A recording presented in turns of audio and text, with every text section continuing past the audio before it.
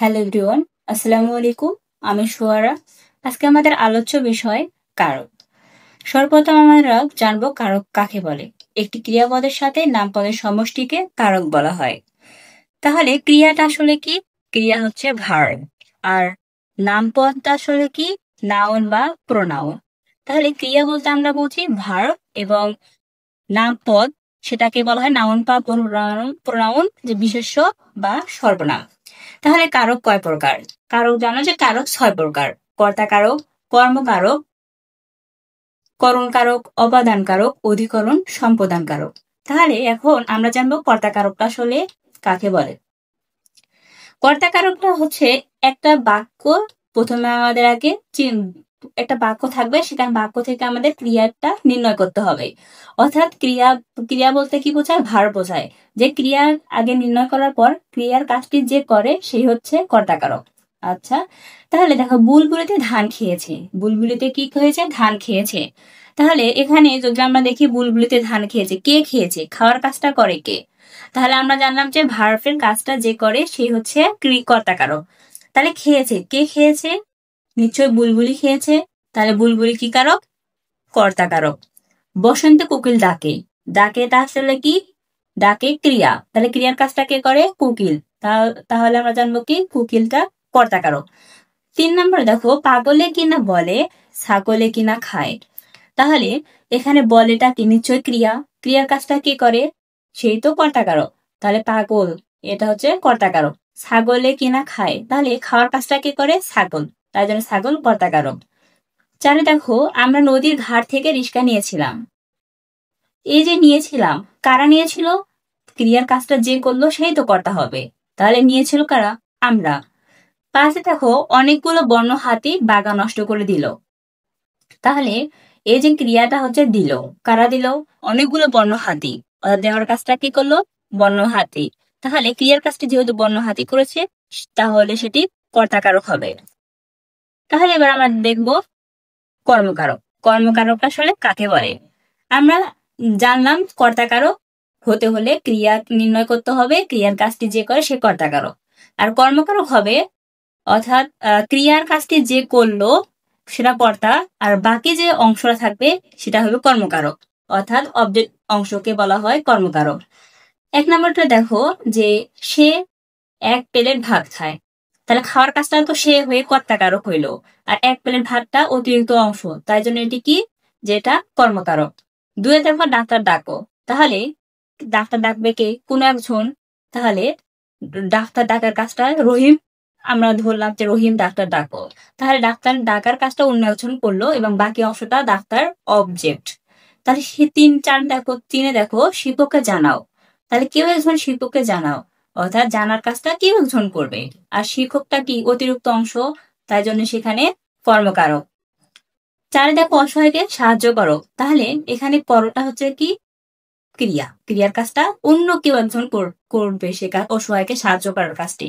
তাহলে অসহায়টা আসলে কি? অতিরিক্ত অংশ। অতিরিক্ত অংশ মানে কি? অবজেক্ট। অবজেক্ট বলা হয়, অর্থাৎ কর্মকারক। এবার আমরা দেখি যে অপাদান করণ কারক দেখবো। এবার করণ কারকটা আসলে কাকে বলে? করণ কারক হতে হলে ক্রিয়ার কাজ করার জন্য যে মাধ্যম, যন্ত্র, উপায়, উপকরণ, কারণ, সহায়ক, দ্বারা দিয়ে ইত্যাদি ব্যবহার করা হয়, সেগুলোকে করণ কারক বলা হয়। যেমন নৌকায় নদী পার হলাম। তাহলে পার হওয়ার মাধ্যমটা আসলে কি ছিল? অবশ্য নৌকা ছিল। তাহলে মাধ্যম বোঝাচ্ছে, তাহলে মাধ্যম পেলাম, তাহলে আমরা বলতে পারি এটা করণ কারক। 2 দেখো, আগুনে সেক দাও। ওকে, আগুনে সেক দাও, দেওয়ার কাজটা কে করবে? বা সেক দেওয়ার মাধ্যমটা আসলে কি? সেক দেওয়ার মাধ্যম হচ্ছে আগুন। তাহলে আগুন হবে করণ কারক।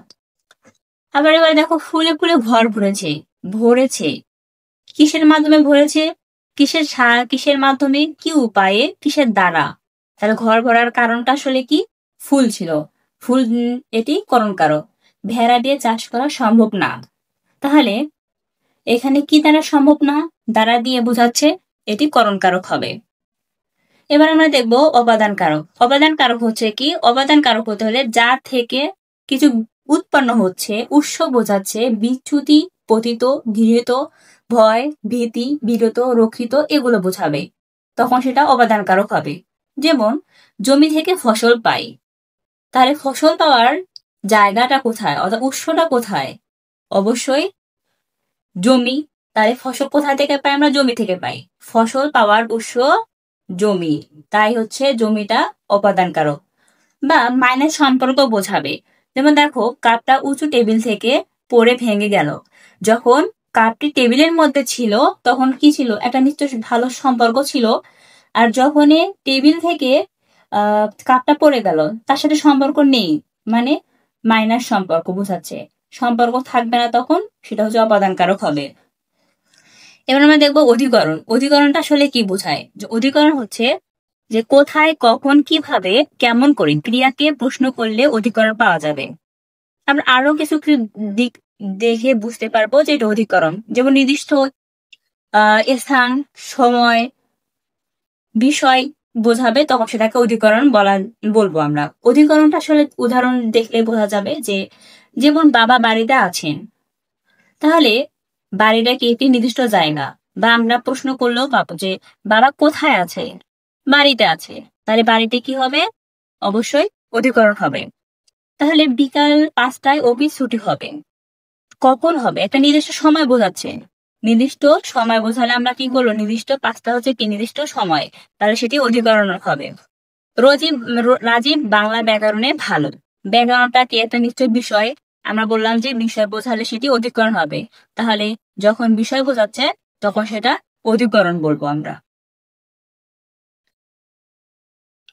এবার আমরা দেখবো সম্বোধন কারক। অর্থাৎ সম্বোধন কারক হতে হলে আমাদের যেটা আমরা দেখবো র এর বোঝাবে। র এর বোঝালে সেটি সম্বোধন কারক হবে। যেমন ফুলের গন্ধে ঘুম আসে না। কিসের গন্ধে? ফুলের। শেষে কি আছে? র এর আছে। তাহলে আমরা জানবো যে কি সম্বোধন কারক। তখনকার দিনে পায়ে হেঁটে চলতে হতো মাইলের পর মাইল। তখনকার অর্থাৎ র আছে, আমরা দেখবো কি র, অর্থাৎ র এর বোঝালে সেটি নিশ্চিত আমরা জানবো যে সম্বোধন কারক। তাহলে আমাদের এখন কারক পড়া শেষ। যে কোনো সমস্যা না বুঝতে পারলে অবশ্যই কমেন্ট করে আমাদের জানাবেন।